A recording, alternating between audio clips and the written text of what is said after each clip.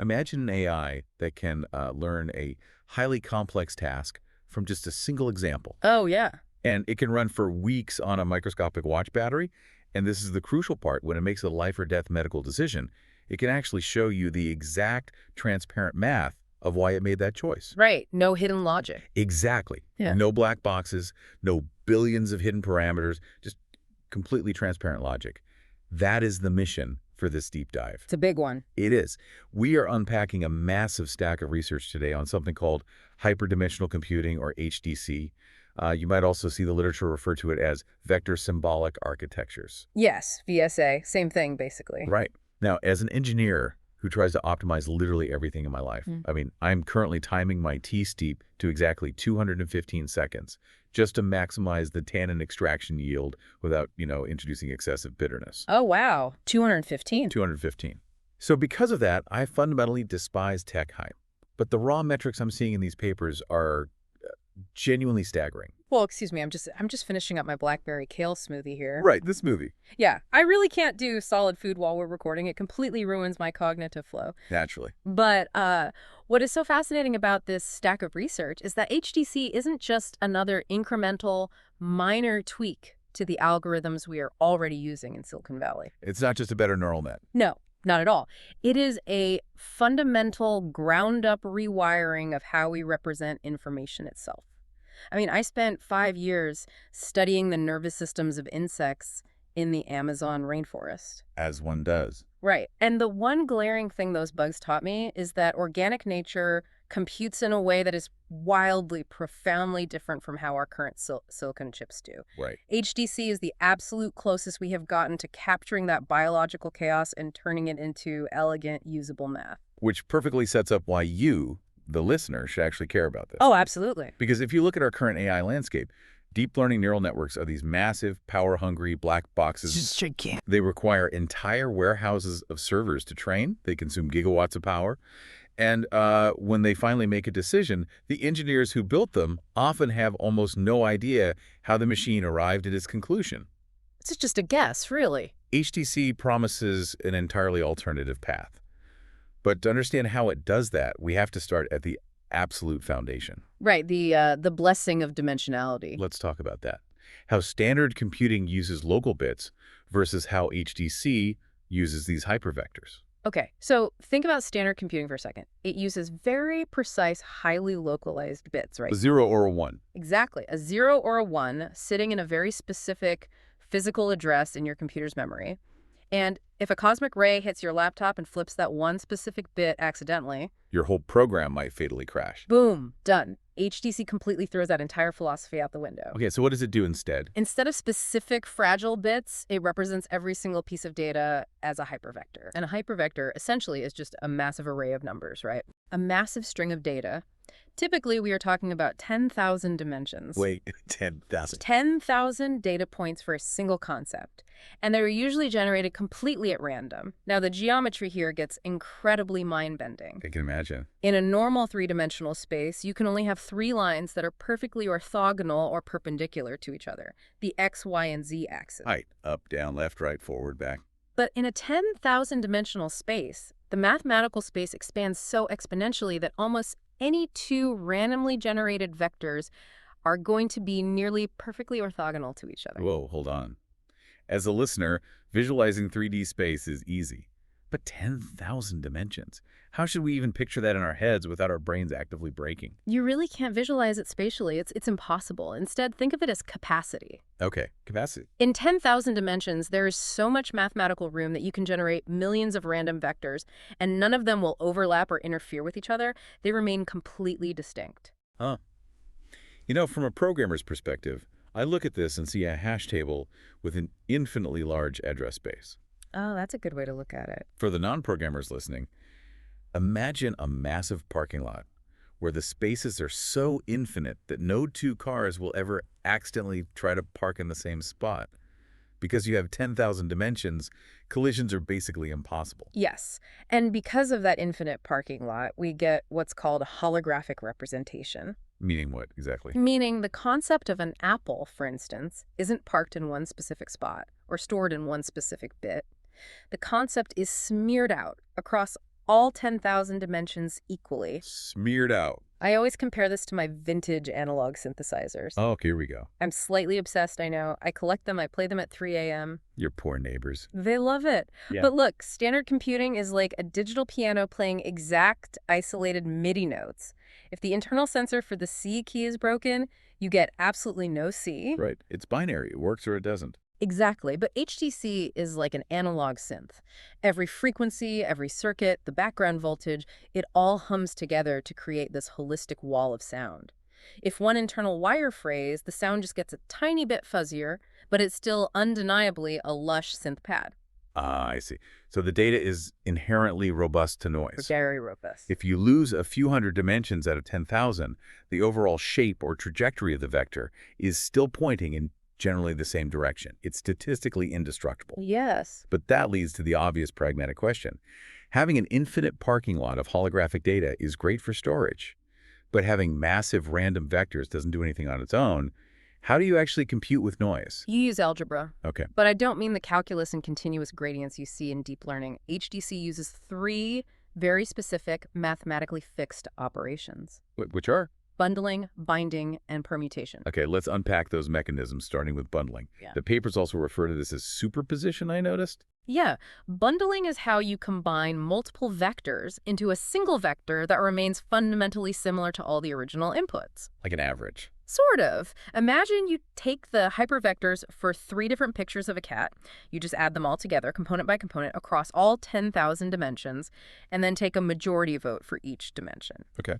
You end up with a single 10,000 dimensional vector that represents the generic prototype of a cat. It's a consensus vector. Okay, so bundling finds the average, the consensus, but a prototype is just a mushy blob of averages. If I want an AI to understand a relationship like the cat is on the mat, I need structure. How do we build actual structural relationships? That is where binding comes in. Force association. Right. You take 2 vectors and you combine them to create a totally new vector that is dissimilar, completely orthogonal to both of its parents. So it's completely unrelated to the original 2. Exactly. For binary vectors, this is usually achieved with a simple XOR logic gate operation. Crucially, this is how you link a role to a filler. Give me an example. So if you bind the hypervector for the concept of capital with the hypervector for USA, you get a brand new vector that represents Washington, D.C. Well, that's clever.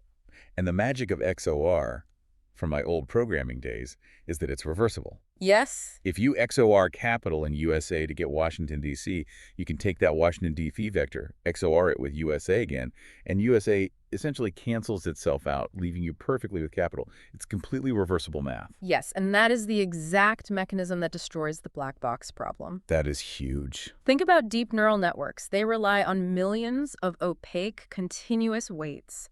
They train through iterative backpropagation, guessing, checking, adjusting over and over for millions of epochs. Right, and you look inside, and it's just a giant, unreadable matrix of decimal points. You have no idea why it decided an image was a cat, but HDC operations are transparent, fixed algebra. This is so vindicating for me. Back when I was programming video game AI, dealing with neural networks was infuriating because of that exact opacity. It's the worst. Consider the real-world application from the sources we read. Medical diagnostics. Oh, the medical stuff is fascinating. If a deep learning system misclassifies a patient's medical diagnosis, you just shrug and blame the black box. Yeah. But with HDC, if a patient is misdiagnosed, you take the final decision vector and mathematically unbind it. You just work backwards. Exactly. You can unbind it with the age vector, the blood pressure vector, the symptoms vector, and measure the exact mathematical similarity to see precisely which symptom drove the misclassification. Oh. You can literally trace the math backward, step by step. Fully interpretable AI. Okay. Every component contributes equally, holographically, so there are no hidden weights making secret decisions behind the scenes. Okay, so bundling groups things and binding links things. But neither of those accounts for time. If I hear a song forwards, it's a beautiful melody. If I play backwards, it's chaotic noise. How does a static 10,000 dimensional vector understand that A happens before B? That brings us to the third operation, permutation. Permutation. Okay. Permutation is just shifting the data cyclically. You move all the numbers in the array over by one coordinate spot. Just literally sliding everything over by one. That's it. This changes the vector completely, making it orthogonal to its previous state. That is how HDC encodes sequence or time order.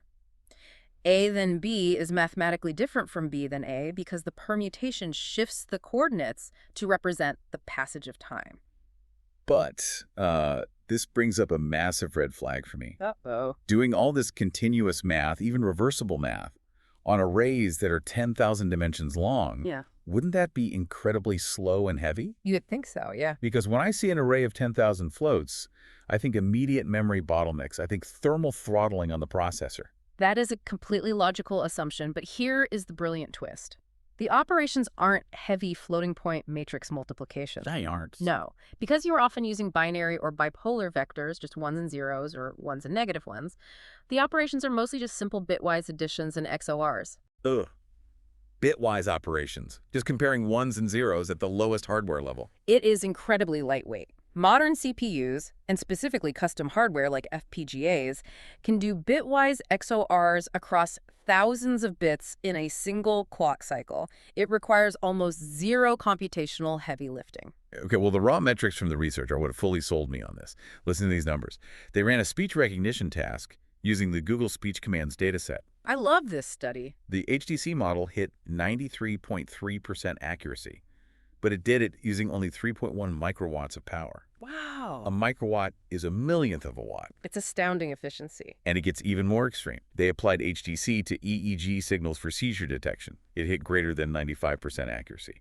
But the kicker, it learned to do that from just one or two training examples. One-shot learning. One-shot learning. It didn't need 10,000 hours of annotated seizure data to build a functional model. It bundled two examples to make a prototype, and it was immediately ready to deploy. And because the data is holographic, it is practically immune to hardware failure. Yeah, the literature shows you can deliberately flip 30 to 40% of the bits in the hardware, which would simulate severe radiation damage in space, or catastrophic hardware noise, and the system still retrieves the right answer. Because the data isn't stored in one fragile location. Exactly. It's everywhere at once. This makes it absolutely perfect for emerging hardware like memristors and in-memory computing, where you compute directly on the storage chips, which are notoriously noisy and unstable. You know, I tried to optimize my workout routine once. Oh, how did that go? I built massive spreadsheets, calculated heart rate zones, programmed nutrient timing algorithms. Turns out just, putting on shoes and running is optimal. Nature is cruel. I hate it when the simplest answer wins. Yeah. But running highly accurate AI inference on 3.1 microwatts because you're just XORing ones and zeros instead of doing massive matrix multiplication. Yeah. That is actual beautiful optimization. Wait, if this is so highly optimized and can survive losing 30% of its data without crashing, this sounds less like a traditional computer and more like organic tissue. Right. Back to your bugs. Exactly. Which explains why this specific architecture is so robust. It's exactly how biological brains actually work. So how does an array of 10,000 random ones and zeros act like a human brain? We have to look at Pentti Kanerva's groundbreaking work in the 1980s, specifically his sparse distributed memory model. Okay. He realized that the human brain doesn't act like a traditional computer hard drive. If I ask you to think of a coffee cup, there is no single coffee cup neuron in your brain holding that data. Right. If that neuron dies, I don't forget what a cup is. Exactly. The concept of a coffee cup corresponds to a distributed holographic pattern of electrical activity across thousands, maybe millions of firing neurons. So the hypervector is essentially a mathematical proxy for a massive neural firing pattern. Precisely. The brain expands data into high-dimensional space so it can handle real-world noise. It's why you can still easily recognize a coffee cup, even if it's half hidden in shadows or weirdly shaped like a cactus. Makes sense. This actually reminds me of my pet ferret. Of course it does. I have a ferret named Euler. I am not surprised at all. I once tried to teach Euler binary. You what? Yeah, I thought, I'll train him to respond to specific localized inputs, like a traditional computer program. Let me guess. It didn't work. It absolutely did not work. But looking at HDC, I am still convinced Euler was incredibly close. Oh, I'm sure he was. Because Euler doesn't learn the world bit by bit. He learns via holistic overlapping patterns. He bundles the sensory inputs of the kitchen. He binds the smell of the treat jar to the physical location of the cabinet. Oh, I see where you're going with this. Right. And he permutes the timeline. He knows the sound of the bag rustling happens strictly before the treat falls to the floor. All of those operations are happening simultaneously in a distributed way in his organic brain. That's what HDC is doing mathematically. Okay, let's connect the ferret thought process back to the AI industry's holy grail. Sure. Right now, the entire field is desperately trying to achieve neurosymbolic AI. Yes, the big dream. For decades, we had old-school symbolic AI expert systems that strictly followed rigid logic rules. If A is a bird, then A can fly. It was great at reasoning, but completely brittle. It couldn't handle fuzzy, noisy, real-world data at all. Right, if a bird had a broken wing or is a penguin, the symbolic AI would just crash. It had no flexibility. Exactly. Then the industry shifted completely to neural networks. Yeah. Amazing at fuzzy pattern matching. It knows a picture of a bird is a bird no matter the lighting or angle, but it has zero common sense or logic. It can't reason about the bird. Neurosymbolic AI wants to combine the two, rigid logic rules plus flexible pattern matching. And the sources show that HDC is actually accomplishing this. It is. Because HDC operates on continuous high-dimensional vectors, it handles noise and ambiguity just like a neural network. Right. But because it utilizes the discrete, reversible algebra of binding and bundling, it can perform strict symbolic logic. The sources cite researchers successfully solving things like Raven's progressive matrices using HDC. Oh, I saw that. For anyone unfamiliar, those are the abstract reasoning puzzles you see on IQ tests, where you have to look at a grid of shifting shapes and intelligently predict the next one. They're tough. Deep learning struggles massively with those puzzles because they require abstract, multi-step logic. But HDC can literally encode the visual inputs and then logically unbind the shapes from their positions to mathematically isolate the underlying rule. It systematically composes and unbinds concepts just like a human reasoning through a puzzle. It's wild. This is a monumental paradigm shift. You aren't just blindly teaching a machine to recognize a statistical pattern anymore. You are giving a machine a genuine geometry of thought. Geometry of thought, I like that. Yeah, you are giving it a mathematical space where it can bind a concept to a context, bundle experiences into memories, and permute those memories through time. So, to summarize where we are for you listening, hyperdimensional computing isn't going to replace ChatGPT or deep learning for complex, high-resolution image recognition anytime soon. Yeah, definitely not. It just doesn't have the hierarchical feature extraction that massive, deep neural nets do. But it offers a radically different brain-inspired path forward. It gives us low-power, transparent, one-shot learning that fundamentally thrives on noisy edge devices, wearable tech, and biomedical sensors. It's perfectly suited for the edge. And it completely trades the black box of billions of weights for transparent reversible algebra. It is a completely different engineer's mindset, moving away from brute force scale and moving toward elegant representation. But before we wrap up this deep dive, we need to talk about the final frontier of this research, the most philosophical and arguably the most interesting part of the stack. It's called the reference origin problem. Oh man, this is where the math meets actual philosophy. Yeah, so HDC requires mapping the real world into these random 10,000 dimensional vectors. But if the starting vectors are just random noise, they don't have any intrinsic meaning to the computer. They're just numbers. It's the grounding problem. A randomly generated vector for an apple doesn't actually know what an apple tastes like or looks like. It's just an isolated symbol. Right. So how does the system actually interact with a dynamic world? What happens when we combine forces?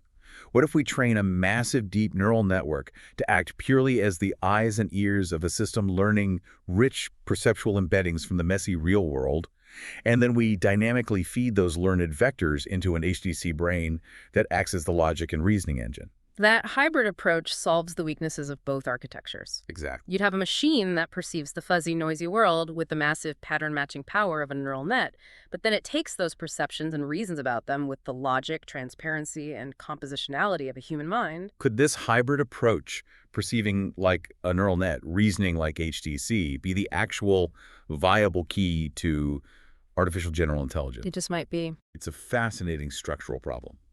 We spent so long as an industry trying to build bigger and bigger black boxes, throwing more gigawatts of power at the same architecture, hoping that reasoning will just magically emerge from scale. And maybe it won't. Maybe the answer isn't simply adding more parameters.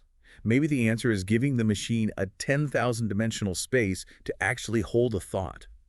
Something for you to mull over on your own. I know Euler and I will definitely be thinking about it while playing the synths tonight. Thanks for joining us on this deep dive.